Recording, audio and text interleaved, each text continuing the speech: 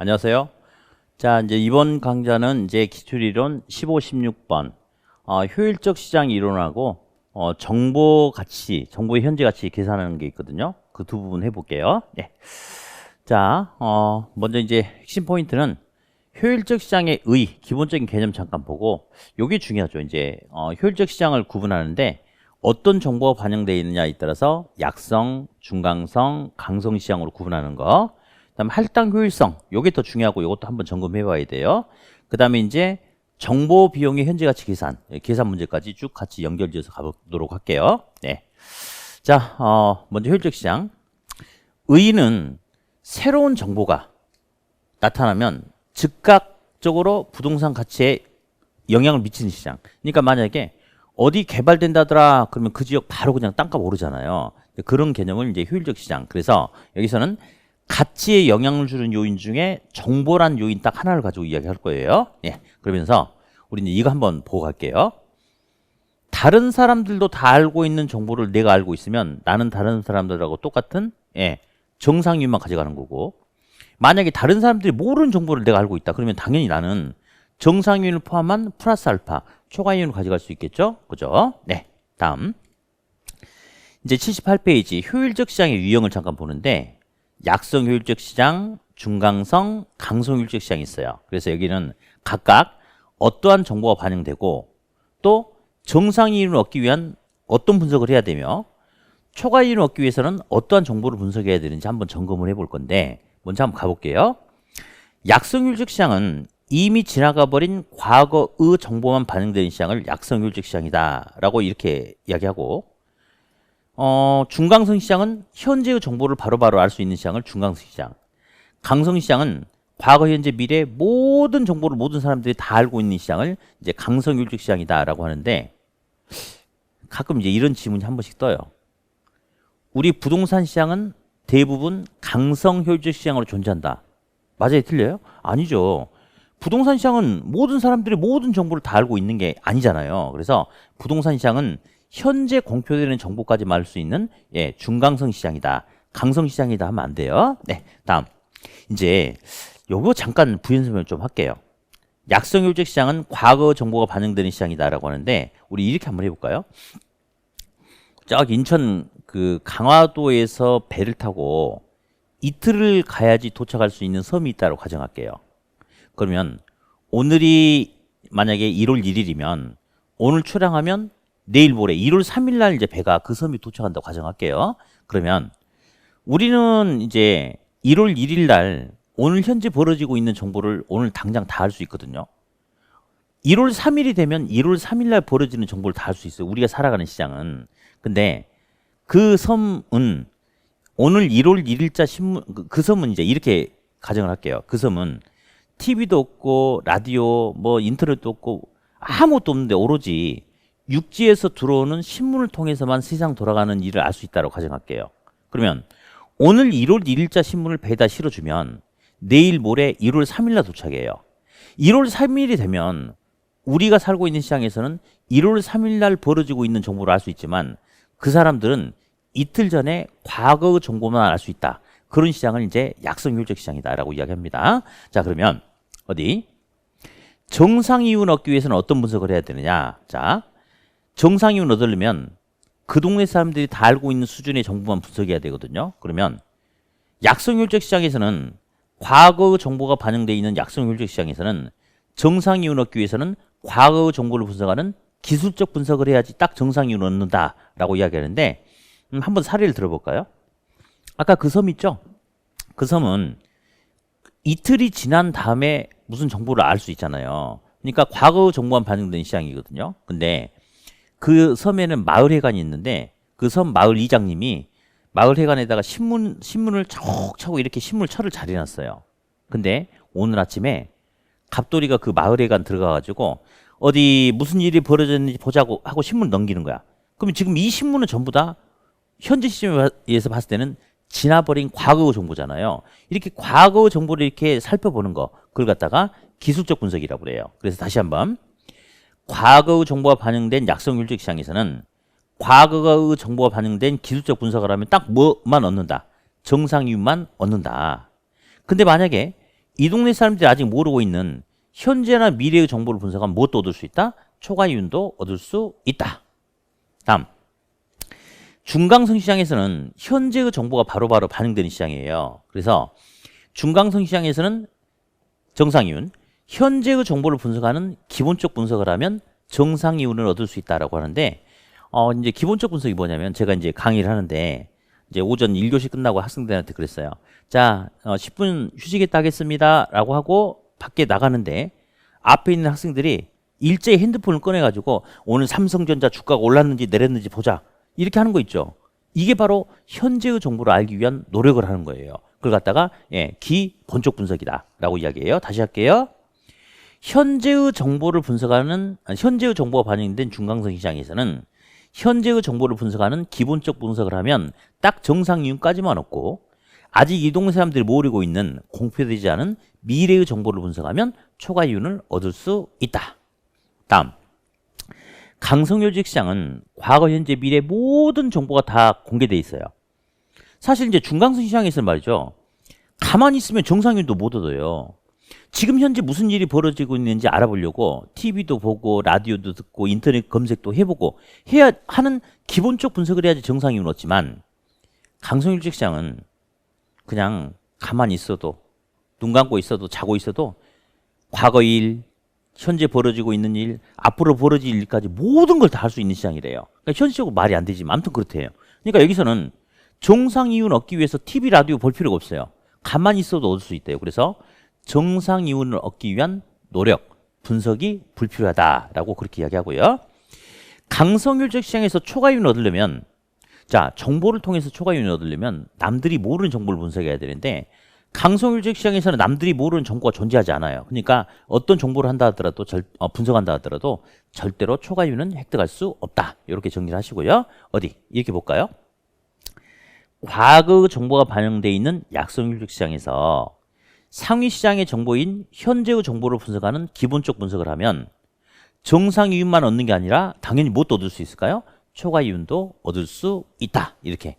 자, 이쪽 파트는 아무튼 이렇게 시장 구분하는 거 있잖아요. 약성, 중강성, 강성. 일단 이게 이제 시험에 가장 이제 출제가 많이 되는 부분이고, 요것도 한번 볼게요. 이제 문제를 한번 보면서. 자, 27번 문제.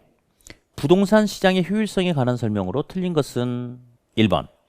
효율적 시장은 어떤 정보가 나타나면 지체 없이 가치에 반영되는가에 따라서 구분될 수 있다. 그래서 과거의 정보냐, 현재의 정보냐, 모든 정보냐에서 우리가 아까 약성, 중강성, 강성 한번 이야기해봤죠? 네. 다음, 강성유직 시장은 공표된 정보는 물론이고 아직 공표되지 않은 정보까지도 시장 가치에 반영되어 있는 시장으로 어떤 정보를 이용한다 하더라도 절대로 초과이윤은 얻을 수 없다. 맞는 소리. 강성유직 시장은 모든 정보가 다 공개되어 있기 때문에 모든 정보가 다 공개되어 있는 완전 경쟁 시장의 가정에 가장 근접하게 부합되는 시장이다. 맞는 소리. 4번. 약성유직 시장은 현재 시점, 현재 가치에 대한 과거의, 그러니까 항상 그 시점은 현재 기준이거든요.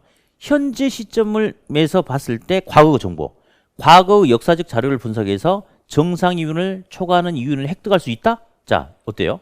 여러분, 약성시장에서는 과거 정보가 반영되어 있기 때문에 과거 정보만 가지고는 정상이윤만 가져가는 것이지 초과이윤을 획득할 수는 없어요. 4번이 틀렸네요. 5번. 중강성 시장은 과거 추세적 정보뿐 아니라 현재 새로 공표되는 정보가, 그러니까 과거 현재까지의 정보가 지체 없이 시장 가치에 반영되므로 공식적으로 이용 가능한 정보가 바로 지금까지 공개된 현재까지 정보를 말해요. 이런 현재까지 정보만 가지고 현재의 정보를 분석하는 기본적 분석을 하면 정상이윤만 가져가는 것이지 여기처럼 초과이윤을 얻을 수는 없다. 이건 맞는 소리죠. 맞는 소리. 그래서 답은 4번이 틀렸다. 자, 할당적 효율성과 균형을 볼 텐데요. 할당 효율적 시장, 할당 효율적이지 않은 시장. 일단 정보 할당이 제대로 되었다, 정보 할당이 제대로 되지 않았다. 자, 그러면 결론적으로 할당이 제대로 되었으면 아마 투기는 발생하지 않을 거예요. 정상이윤만 존재하니까. 근데 정보 할당이 제대로 되지 않다면 누구는 정보를 많이 하는 사람도 있고 조금 하는 사람도 있고 그런 차이가 생겨버리면 분명히 어떤 사람은 정상이윤보다 못 가져가는 사람도 있을 테고 정상이윤보다 더 많은 이익을 가져가는 사람도 있겠죠. 그러면 투기가 존재할 수 있기 때문에 초과이윤이 발생할 수 있다. 일단 이렇게 결론을 한번 내려보고 가볼까요? 자, 할당 효율적 시장에는 첫 번째 완전 경쟁 시장이 있어요. 완전 경쟁 시장은 모든 정보가 모든 사람에게 완전히 다 오픈되어 있는 시장이 완전 경쟁 시장이잖아요. 그럼 여기는 모든 정보가 다 공개되어 있기 때문에 정보를 얻어내기 위해서 수반되는 정보 비용 자체가 발생하지 않아요. 그리고 남들보다 우월한 정보 자체가 없겠죠. 그러니까 정보를 통한 초과이윤도 없어. 그러니까 결국 딱 정상이윤만 가져가기 때문에 여기는 이제 투기가 발생하지 않는다라고 이야기하는데, 일단은 뭐 이것 좀 잠깐 볼게요. 이제 정보 비용과 이제 초과이윤이란 말이 있는데, 자, 정보 비용은 독점적인 정보를 얻어내기 위해서 나가는 기회 비용. 초과이윤은 이제 예를 들어서 보세요. 남들은 이 토지가 개발될 수도 있고 안 될 수도 있는 불확실한 상황에서 이렇게 뭔가 투자가 이루어지는데, 확실하게 개발된다는 정보를 내가 독점적으로 알았다면 남들보다 1,000만 원의 이익을 더 가져갈 수 있다라고 하자. 그 1,000만 원을 갖다가 초과이윤이라고 그래요. 그럼 이 초과이윤은 독점적인 정보를 얻었기 때문에 나타난다 해서 정보의 독점이다, 이런 말을 쓰기도 하거든요. 그래서 완전 경기 시장 아무튼 초과이윤이 발생하지 않기 때문에 투기가 발생하지 않고 정상이윤만 존재한다. 그렇기 때문에 할당 효율적 시장이 될 수 있다. 다음, 할당 효율적이지 않은 비효율적 시장에서는, 자, 불안전 시장이에요. 부동산 시장 불안전하거든요. 그러니까 모든 정보가 다 공개되어 있지 않기 때문에 정보를 캐내기 위한 정보 비용도 발생하고 정보를 통한 초과이윤도 나타나는데, 정보를 얻기 위한 비용이 1억이 나간다고 가정합시다. 1억 주고 정보를 샀더니 초과이윤 5억 벌었어. 그러면 어때요? 실질적인 초과이윤이 4억 있죠. 그러니까 불안전한 부동산 시장에서는 투기가 나타날 수 있기 때문에 할당 효율적 시장이 될 수 없다. 일단 하나 잡아놨어요. 자, 그런데 할당 효율적 시장 안에 완전 경쟁 시장만 있는 게 아니고 우리 부동산 시장처럼 불안전한 시장도 할당 효율적 시장이 될 수가 있어요. 어떤 경우냐? 시장이 불안전하면 정보를 캐내기 위한 정보 비용이 발생할 수 있고 그 정보를 통한 초과이윤도 발생할 수 있어요. 근데 정보를 캐내기 위해서 나간 비용이 1억인데 초과이윤도 1억이래. 무슨 말이냐면, 우리 이제 수험생들하고 제가 있는데, 우리 수험생들은 개발이 될 수도 있고 안 될 수도 있는 불확실한 상황에서 투자를 해가지고 1억을 벌었다고 가정할게, 1억.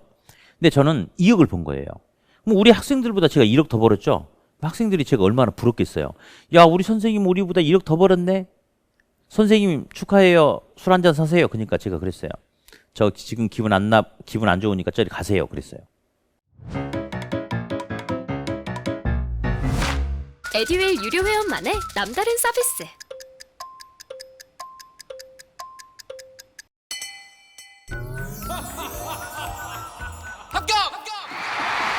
합격하고 돈도 받는 혜택. 오직 에듀윌 유료 회원에게만. 에듀윌.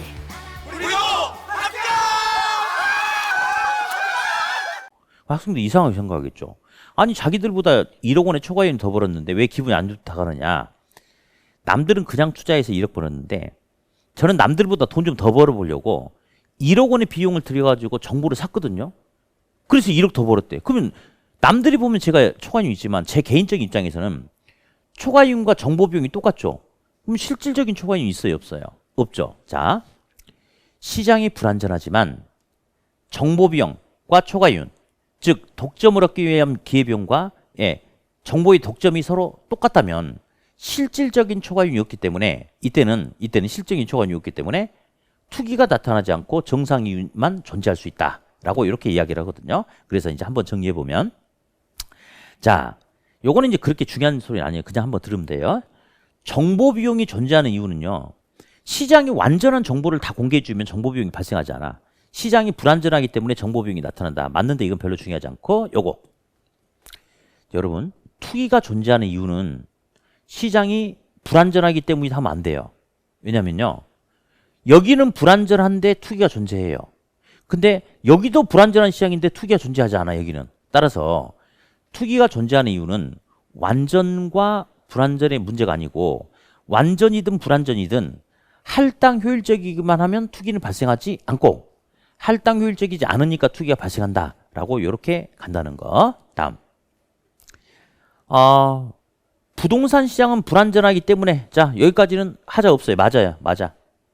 근데 부동산 시장 불안전하다는 맞는데 부동산 시장은 불안전하기 때문에 할당 휠적 시장이 될 수 없다라고 못 박아서 말하면 틀려요. 왜냐? 불안전한 부동산 시장, 여기는 할당 휠적 시장이 안 되지만 불안전한 부동산 시장이라 하더라도 정보 비용과 독점적인 초과이익이 같다면 실질적인 초과이익이었기 때문에 불안전한 부동산 시장도 할당 휠적 시장이 될 수도 있거든요. 그래서 여기처럼 부동산 시장은 불안전하니까 할당 휠적 시장이 안 된다라고 못 박아서 말하면 된다, 안 된다? 안 된다. 그 정도 딱 정리하면 이론적인 정리는 된 것 같아요. 자, 그러면 이제 우리 기출 끝장 29의 문제 볼까요? 부동산 시장에 관한 설명으로 틀린 것은 불안전 경쟁 시장, 즉 불안전한 부동산 시장도 할당 효율적 시장이 이루어질 수도 어때요? 있다. 맞죠? 아까 그랬지 않습니까? 시장이 불안전한다 하더라도 정보 비용과 초과이익이 같다면, 즉 실질적인 초과이익이 없다면 할당 효율적 시장이 될 수도 있다. 예, 맞고요. 부동산은 진입 장벽이 높죠.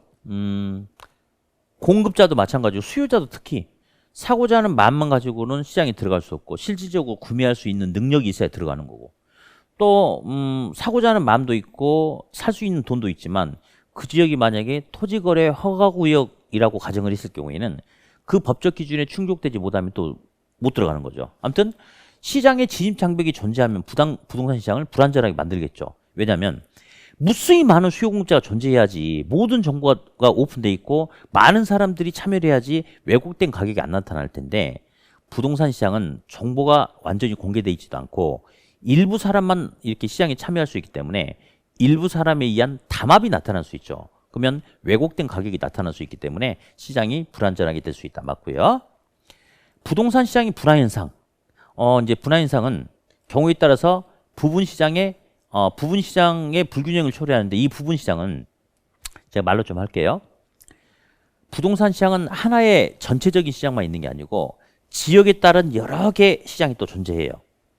또 같은 지역에서도 부동산의 유형에 따라, 용도에 따라, 규모에 따라 계속 전체 시장에서 이렇게 가지치기로 밑으로 내려오거든요. 이런 시장을 서브마켓, 하위 시장 또는 각각의 부분 시장이라고 하죠. 그래서 지역별로 유형, 규모, 질 등에 따른 각각의 부분 시장별로 불균형을 초래할 수 있다. 맞겠고요.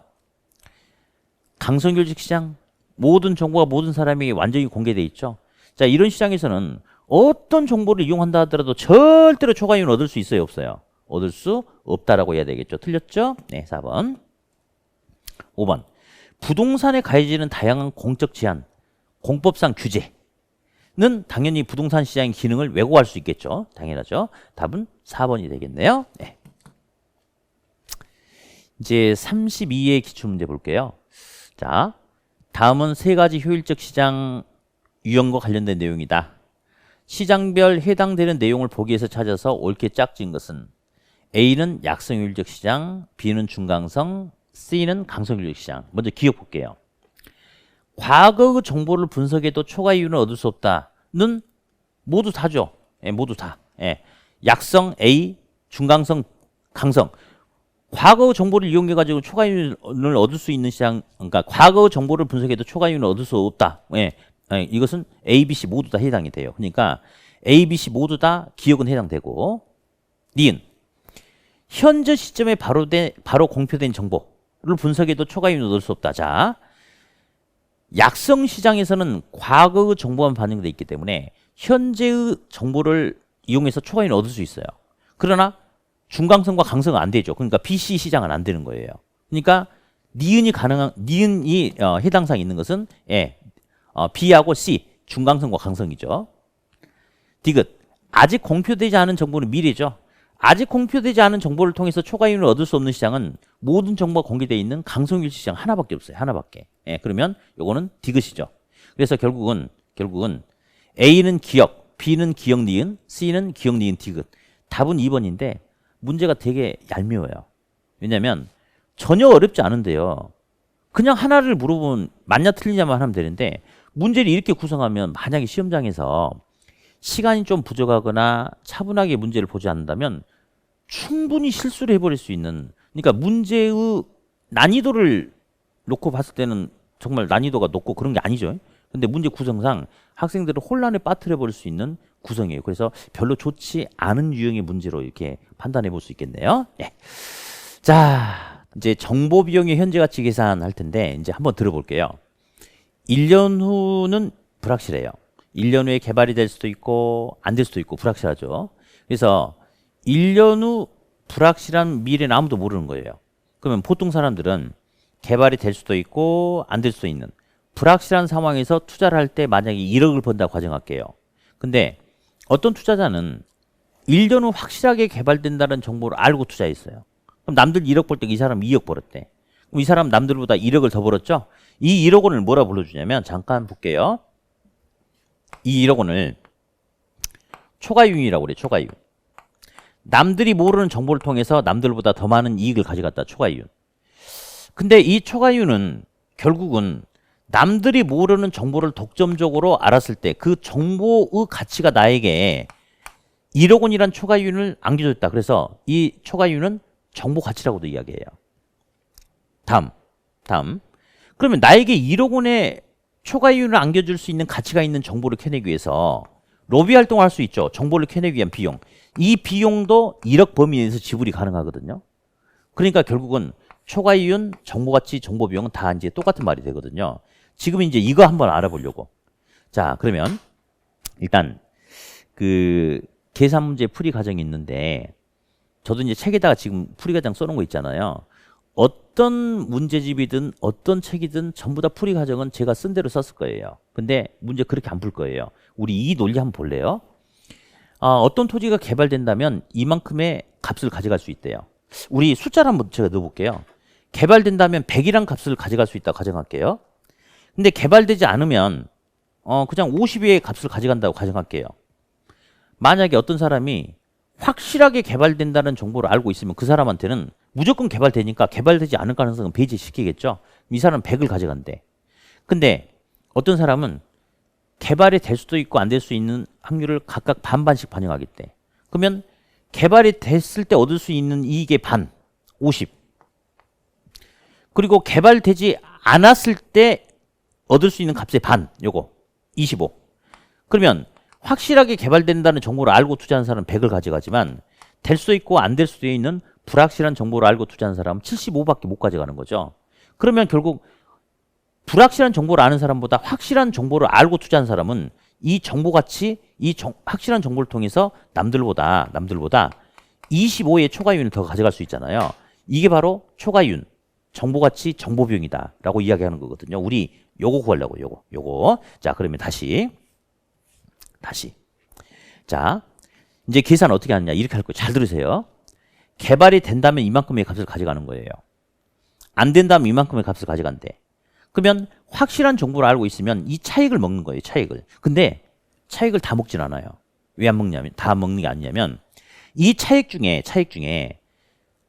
불확실한 정보를 가지고 투자한 사람이 개발이 안 되면 이렇게 될 것이다 라고 이건 내 돈이 아니야 라고 버려둔 걸 집어먹는 거거든요. 그러니까 여기다가 차익에다 개발되지 않을 가능성을 곱하는 거예요. 그리고 이것은 1년 후의 가치거든요. 현재 가치 알아보려면 할인해주면 할인. 우리 배웠죠? 할인율이 10%면 나누기 1.1. 할인율이 20%면 나누기 1.2. 자, 근데 1년 후의 값이라면 나누기 1.1 한 번 하면 되는데 2년 후의 값이면 나누기 1.1 몇 번 해요? 2번 하는 거죠? 우리 이런 건 다 배웠잖아요, 지금. 자, 이제 바로 가볼게요. 자, 다시 들어봐요. 이 정보 비용의 현재 가치는 된다 안 된다 차익에다가 개발되지 않을 확률을 곱해라. 그리고 뭐 해라? 할인하라. 끝! 갈게요. 이제 이게 평가사 문제인데요. 이제 감정평가사. A 토지 접해서 도시계획 시설이 개설될 확률이 60%. 그러면 개설될 확률이 60%면 안 될 확률은 40%죠. 1년 후 도로가 들어서면 2억 7,500만 원. 그렇지 않으면 9,350만 원 예상된다. 만약에 부동산 시장이 할당 효율적이라면 투자자가 최대로 지불할 수 있는 정보 비용의 현재 가치는 얼마냐? 그러니까 이건 필요 없는 소리. 정보 비용의 현재 가치를 물어보면 되겠죠. 그리고 이제 요구 수익률은 할인율이 10%다. 제가 이렇게 하라고 그랬어요. 된다 안 된다 차익 계산해라. 그러면 2억 7,500 빼기 9,350을 빼세요. 빼보세요. 나중에 여기다가 개발되지 않을 확률을 곱하라고 그랬죠. 개발될 확률이 60%면 개발되지 않은 확률은 40%, 0.4를 곱해. 그리고 할인율이 10%죠. 나누기 1.1 치는 거예요. 자, 계산기 눌러보면 나중에 해보세요. 6,600이 돼요. 그럼 바로 그냥 계산 끝났어 이렇게. 자, 다시 한번. 된다, 안 된다 차익 계산해라. 개발되지 않을 확률 곱해라. 할인해라. 바로 끝납니다. 자, 그럼 이것도 해볼까요? 복합 쇼핑몰 개발 사업이 진행된다는 정보가 있는데 다음과 같이 주어진 조건 하에서 합리적인 투자자가 최대로 지불할 수 있는 정보의 현재 가치는 자 2년 후, 2년이다. 2년 후면 어떻게 하는지 아시죠? 좀 이따 할게요.